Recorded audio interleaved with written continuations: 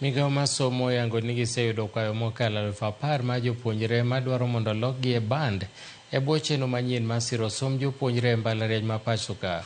Kanoloso e boma ma Naivasha okinyi ma kawuono, jata tije ka duol mochung' ne aguch omenda mag mbalariany Universities Fund Geoffrey Monari oyango ni gidhi nyime kod nono kwayogo kendo duoko gibiro chiwo e bwo thuolo mar jumbe 3.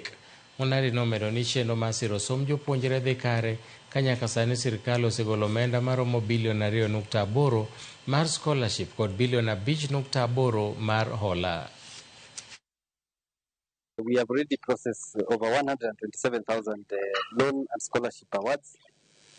We are in the process of evaluating the appeals that have already been in the process. As at yesterday evening, over 10,000 appeals had been processed, and this shows that there are many Kenyans who are still interested to ensure that they are banded in the correct band. This is a continuous process, and our aim is to ensure that we place Kenyans in the correct band that they are supposed to be in. We will continuously update and ensure that we do this. What I would want to let the students know is that they should not give up hope. The universities have been very cooperative. All the students who were expected to report, or the universities that have opened, no student has been turned away.